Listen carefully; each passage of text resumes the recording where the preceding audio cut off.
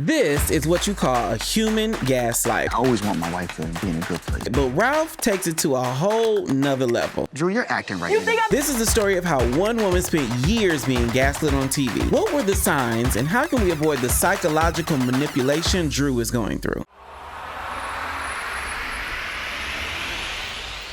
What up, though? I am Jay the Gentleman. That's at Jai the Gentleman on IG and Facebook. It's Wednesday, so this is a new episode of Dear Black Gay Men podcast. It's our short, bullshit-free step out of our comfort zone to talk about all the emotional ups and downs along the journey to happiness. Hopefully, this is our midweek reminder of how dope it is to be black gay men who love black gay men. I am Jay the Gentleman.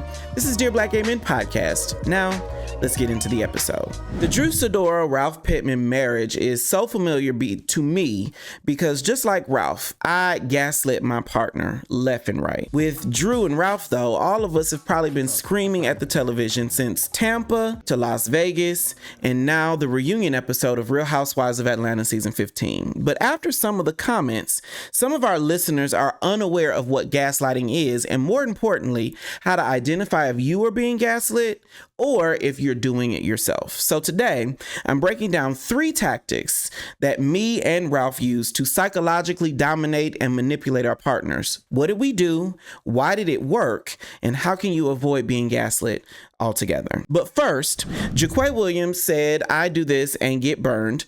And David Hilton said, points made are gold. You are very sweet and enjoyed this so much. And to that, I say thank you. Gaslighting is psychologically manipulating someone into questioning what is actually true.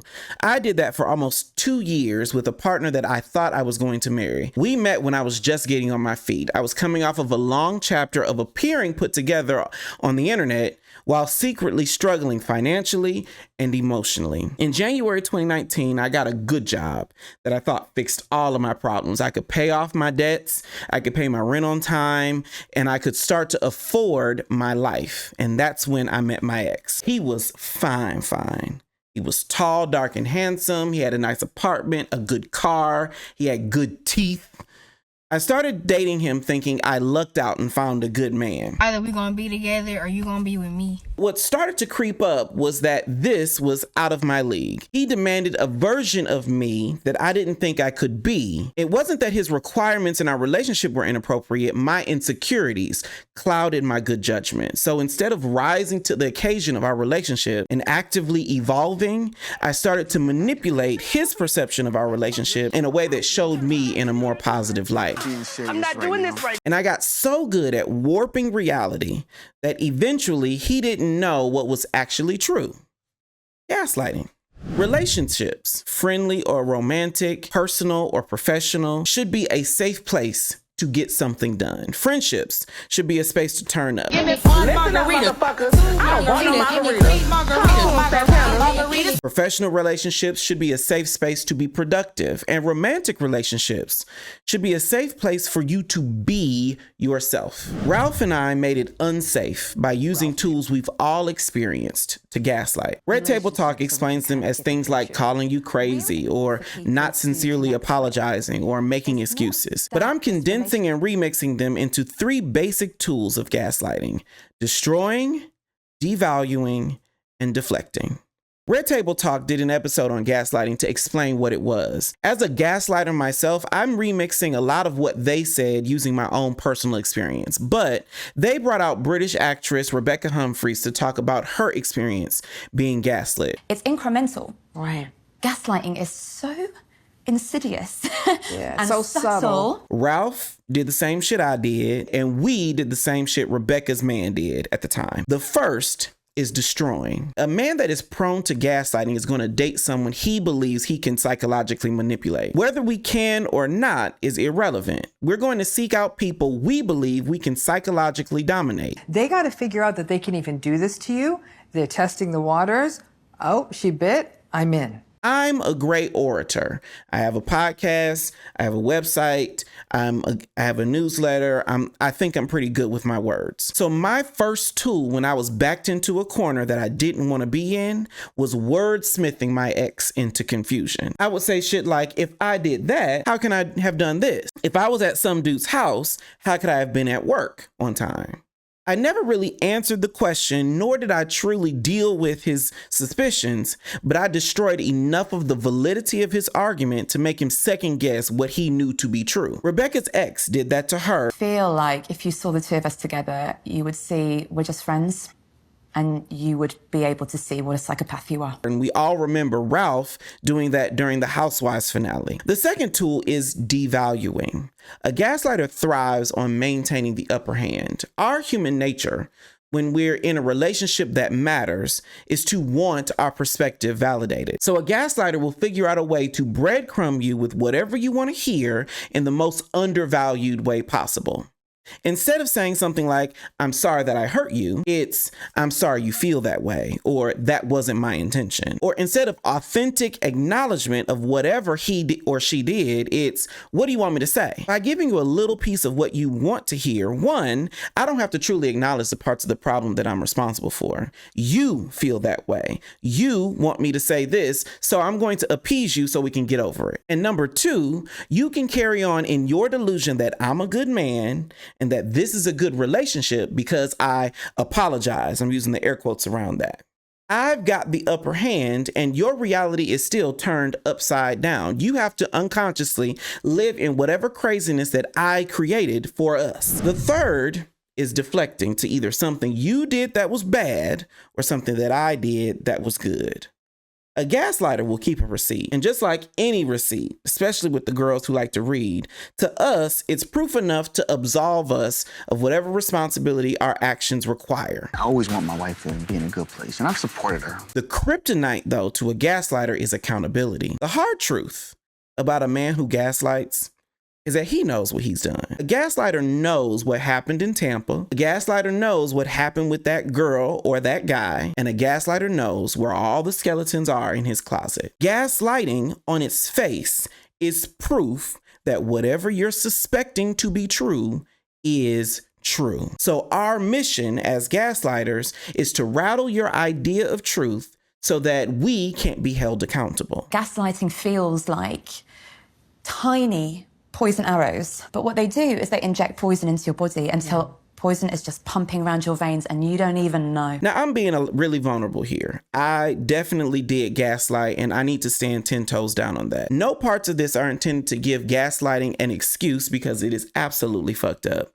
And also, no parts of this are intended to paint me in a picture that says I still do it. I've had to actively overcome my propensity to gaslight. In doing so, what I know for sure is that all of it is built on insecurity. An insecure man will spend the majority of his time casting aspersions on your truth rather than acknowledging his lie. And an insecure man won't know how to take responsibility for anything. In fact, an insecure man is going to seek out people, partners, connections that are going to reaffirm his insecurities. We don't want to be challenged. We don't want to evolve. We don't want to grow. We don't want to have to be better to be with someone. So we are going to find people that only require us to be ourselves. And if I am insecure and you only require me to be insecure, a win is a win. But the bigger lesson is about how Black culture has taught us to view relationships.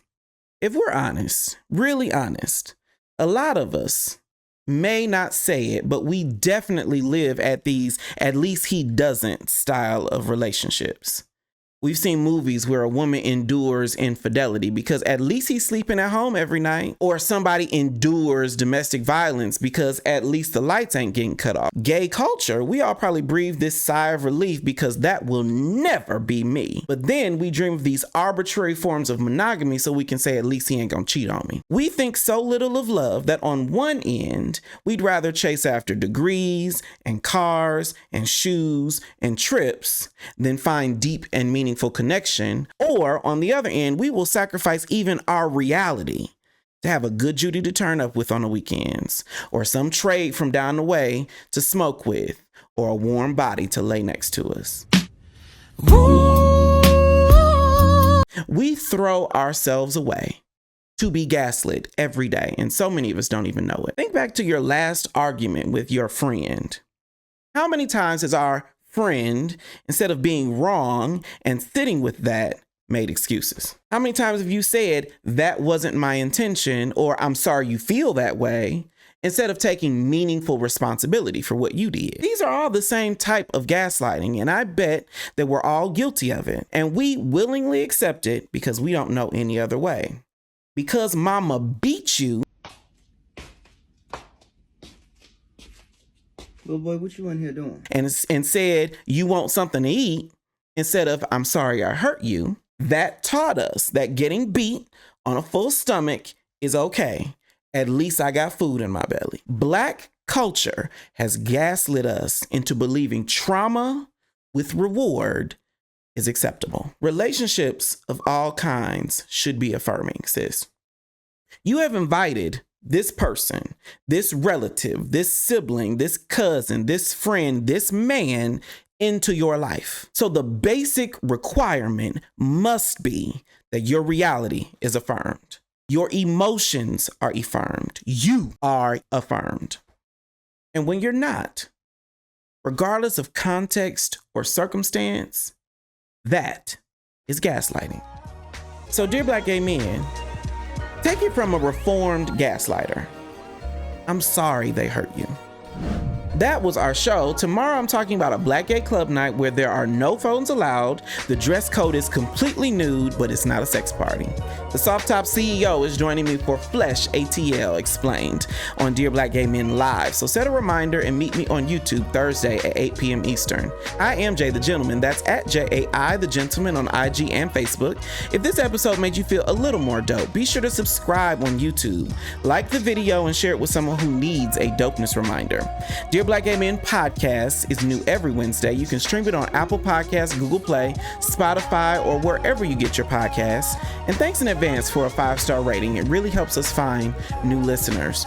We go live on YouTube Thursdays at 8 p.m. Eastern with our interview series, Dear Black Gay Men Live. So follow at Dear Black Gay Men on social so you never miss a thing. I am Jay the Gentleman. This has been Dear Black Gay Men Podcast, and I will talk to you next time. Bye.